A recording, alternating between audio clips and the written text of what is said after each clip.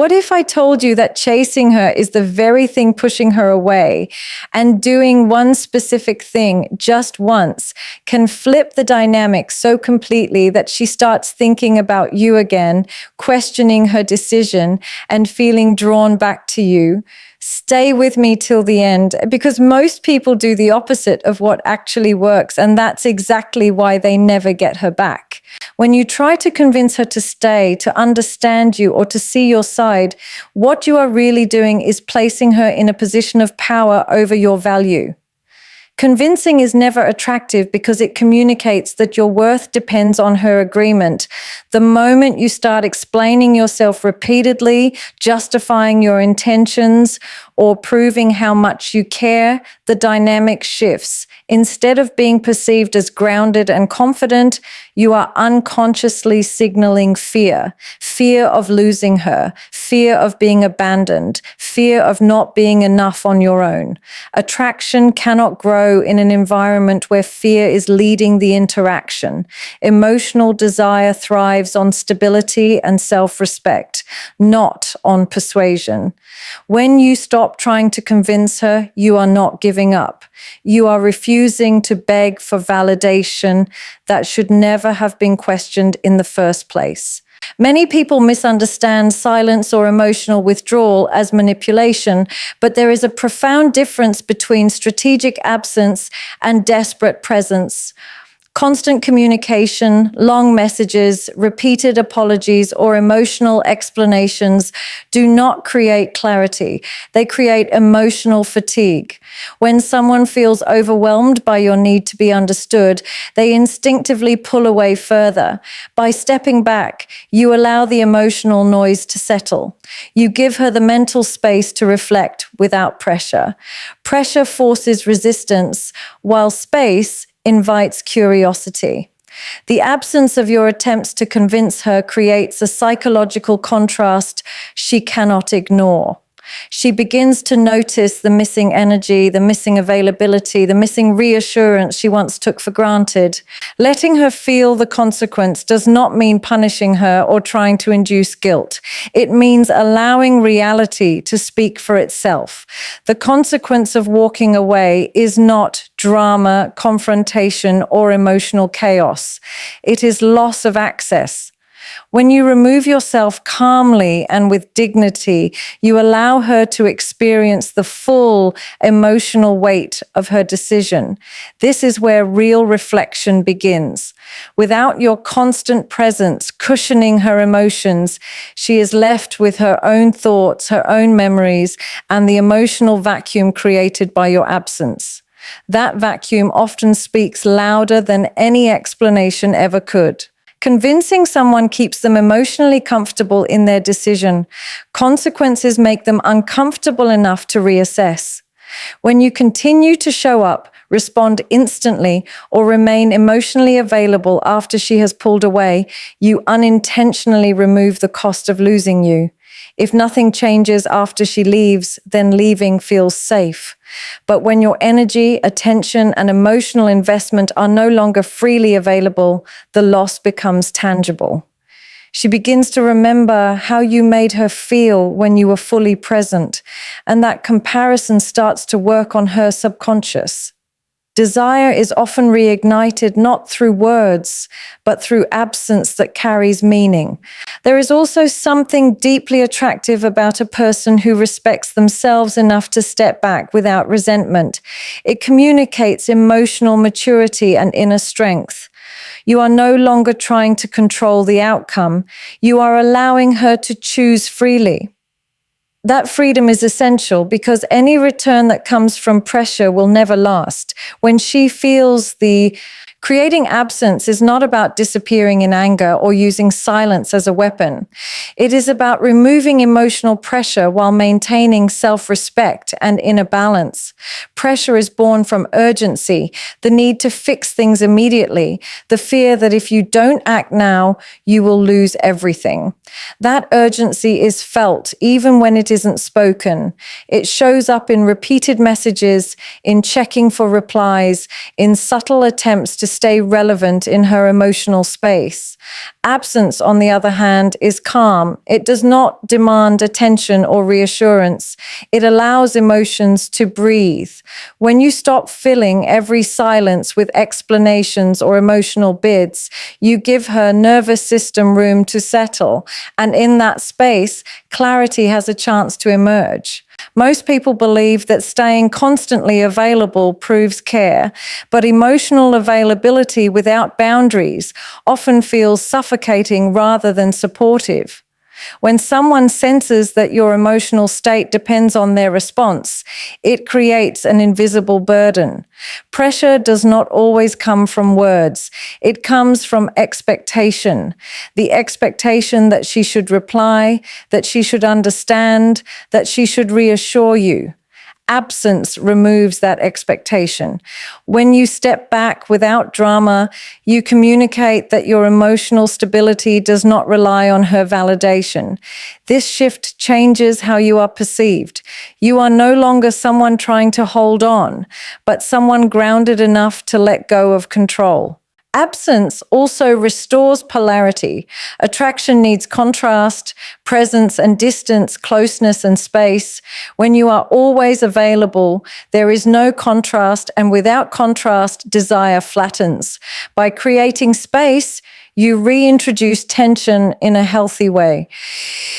She begins to feel the difference between having access to you and not having it. This is not something that can be forced or explained. It is something that must be experienced. Emotional realization happens in silence far more often than it happens in conversation. Absence allows her to sit with her feelings without your energy constantly influencing them. Pressure keeps her focused on your needs. Absence redirects her focus inward. When you stop trying to guide the outcome, she becomes responsible for her own emotional processing. She starts to ask herself questions she didn't need to ask before. How does she feel without your presence? What changed when you stopped reaching out? Why does the quiet feel heavier than expected? These questions arise naturally when there is no pressure pushing her toward an answer. The mind resists force, but responds to space. By stepping back, you allow her subconscious to do the work that logic and conversation cannot accomplish. Creating absence also protects your own emotional health. Constant effort without reciprocity drains self-worth over time. When you choose space instead of pressure, you are choosing alignment with your dignity. You are acknowledging that love and attraction must be mutual to be sustainable. Absence gives you the opportunity to return to your own rhythm, your own priorities, and your own sense of self. That internal recalibration is often what shifts the dynamic externally. When you are no longer emotionally chasing an outcome, your energy changes, and that change is felt even in your silence. When you lose your emotional center, everything else begins to feel unstable. Your thoughts become reactive, your emotions fluctuate based on her behavior, and your sense of direction slowly drifts away from who you were before the attachment took over. Regaining your center is not about becoming indifferent or emotionally closed off. It is about returning to a place where your inner world is no longer dictated by external validation. When your emotional balance depends on someone else's presence, absence feels unbearable. But when your center is grounded within you, absence becomes manageable, and clarity begins to replace anxiety. Attraction is deeply connected to emotional self-containment. People are naturally drawn to those who appear anchored in themselves, not because they are perfect, but because they are stable. When you are centered, your actions are no longer fueled by fear or urgency. You stop overthinking every interaction and stop attaching meaning to every delay or silence. This internal shift changes your outward behavior in subtle but powerful ways. Your tone becomes calmer, your responses become measured, and your presence feels safe rather than demanding. Safety is often mistaken for boredom, but emotional safety is the foundation of lasting attraction. Regaining your center requires reconnecting with the parts of your life that existed before the relationship became the emotional focal point. This includes your routines, your ambitions, your physical well-being, and your social identity. When your life becomes rich and full outside of one person, your energy shifts from scarcity to abundance. You are no longer waiting for something to happen, you are living. This is not about distraction or avoidance. It is about remembering that your value was never created by the relationship and will not disappear because of its uncertainty. When you move from waiting mode into living mode, you naturally reclaim your sense of agency. Emotional centering also means learning to sit with discomfort without trying to immediately escape it. The urge to reach out, to explain, to reconnect often comes from an inability to tolerate emotional uncertainty. By resisting that impulse, you strengthen emotional resilience. You begin to trust yourself more, your judgment, your strength, your ability to endure emotional waves without losing direction. This self-trust is felt by others, even when it is not consciously recognized. It creates a quiet confidence that does not need to be announced or proven. As you regain your center, the dynamic shifts without effort. You stop chasing clarity and start embodying it. Your presence no longer asks for reassurance. It offers steadiness. This does not guarantee any specific outcome, but it guarantees something more important: self-respect. When your center is restored, you no longer bend yourself to fit someone else's emotional availability. You become whole again, not because someone chose you, but because you chose to return to yourself. Letting her feel the consequence is not about punishment, emotional games, or trying to make her suffer for her decision. It is about allowing cause and effect to exist without interference. When someone chooses to pull away, distance is the natural outcome of that choice. Yet many people panic and rush to soften that distance by staying emotionally available, offering reassurance, or remaining present in ways that remove the weight of the separation. By doing so, they unintentionally shield her from experiencing what it truly means to lose access to you, and without consequence, there is no reason for reflection. When you continue to show up after being pushed away, you communicate that your presence is unconditional and unlimited, regardless of how you are treated. This removes the emotional cost of her decision. If she can leave and still receive your attention, support, and emotional energy, then nothing has actually changed for her. The human mind rarely reevaluates a choice that carries no discomfort. Growth and realization often emerge only when comfort is disrupted. Allowing consequence is about stepping back with dignity, so the emotional reality can settle in without your interference constantly cushioning the impact. Consequences create contrast, and contrast creates awareness. When your energy, availability, and emotional presence are suddenly no longer there, it creates a gap that cannot be filled by logic or distraction alone. In that gap, memory becomes louder. She begins to feel the absence in moments where your presence once existed, the conversations, the emotional safety, the consistency. This is not something words can replicate. No explanation can replace the feeling of loss. Emotional realization does not come from arguments or persuasion. It comes from experience. Letting her feel the consequence also restores balance. When one person is doing all the emotional labor, the dynamic becomes uneven. By stepping back, you stop overcompensating for the imbalance. You allow the relationship to exist as it truly is, rather than propping it up alone. This clarity is essential not only for her, but for you.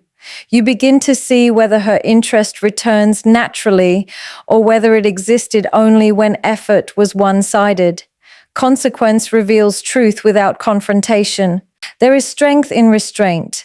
Choosing not to reach out, not to explain, not to rescue the situation requires emotional discipline.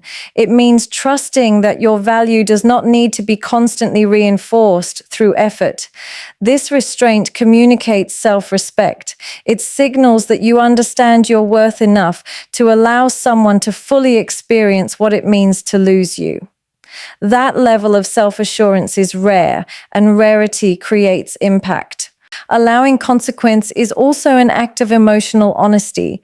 You are no longer pretending that everything is fine or that you are unaffected. You are simply aligning your actions with reality.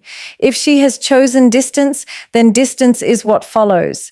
This alignment removes mixed signals and emotional confusion. It creates a clean emotional environment where decisions are felt rather than debated. In that space, clarity has the opportunity to emerge without pressure, without force, and without persuasion.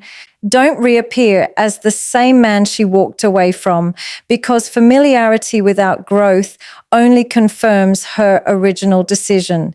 If nothing about you has shifted internally, then your return carries no new emotional information.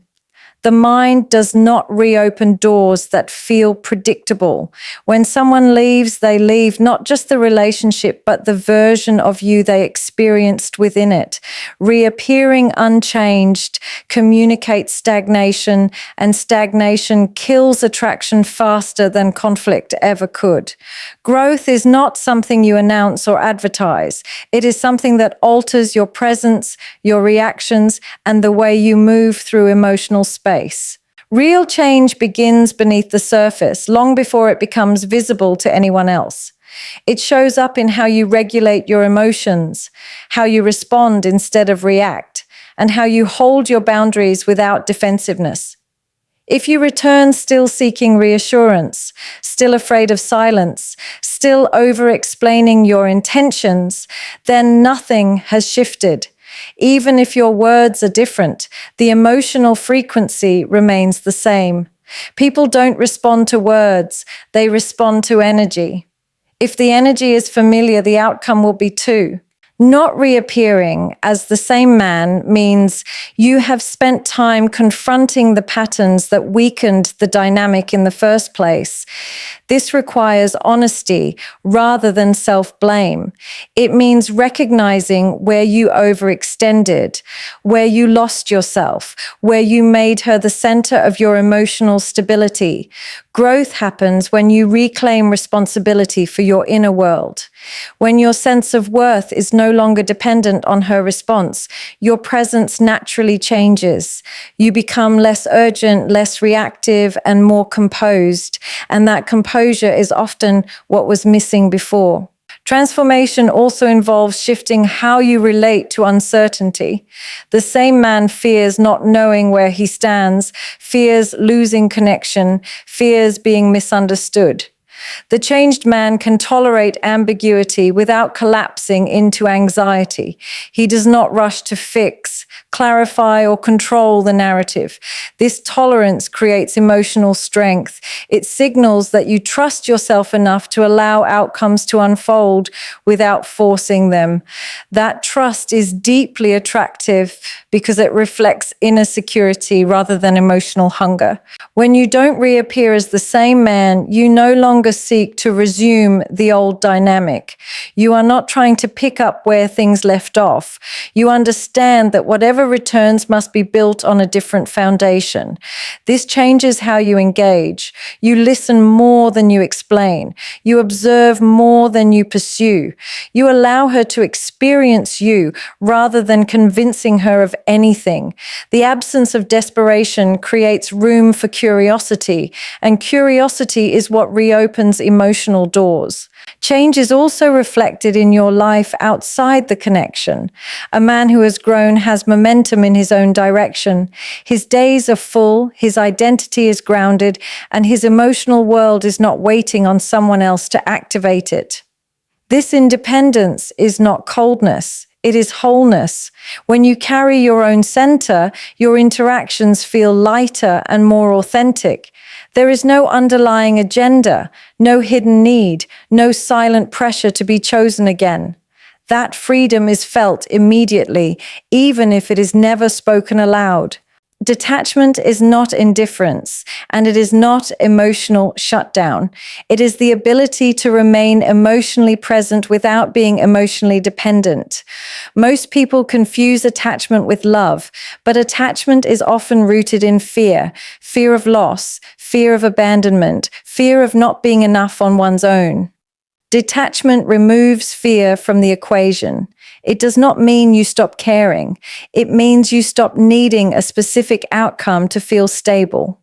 When you can hold your emotions without handing them over to someone else, you pass the test that most people fail during moments of uncertainty. The test of detachment appears when silence stretches, when responses slow down, or when clarity is absent. This is where many people panic and reach for control through messages, explanations, or emotional bids. Detachment allows you to pause instead of react. It allows you to sit with discomfort without immediately trying to eliminate it. This restraint is not weakness, it is strength. The ability to remain grounded while emotions fluctuate is a signal of inner security. People can feel when someone is emotionally anchored versus when they are grasping, and that difference shapes attraction more than words ever could. Detachment also shifts the power dynamic back to neutrality.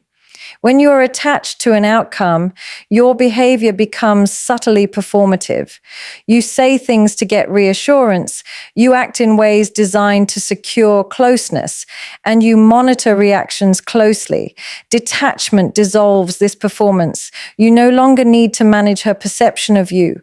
You show up as you are without adjusting yourself to earn a response. This authenticity creates emotional clarity. Whether she leans in or steps back, you remain centered, and that consistency becomes your strength. There is a psychological paradox at play here. The moment you stop needing someone to choose you, you become more choosable.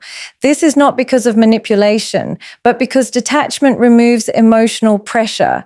Pressure suffocates attraction, while freedom invites it. When she senses that you are no longer trying to pull her toward a decision, her nervous system relaxes. In that relaxation, genuine feelings can resurface. Desire rarely returns under force, but it often reappears in the absence of demand. Detachment also serves as a filter for truth. When you are no longer chasing an outcome, you see the situation more clearly. You recognize whether interest is mutual or one-sided, whether effort is balanced or imbalanced. This clarity protects your self-respect. You stop investing in potential and start responding to reality. Detachment allows you to observe without distortion, to feel without clinging, and to choose without fear. It is the moment where emotional maturity replaces emotional urgency and where inner stability becomes more important than external validation.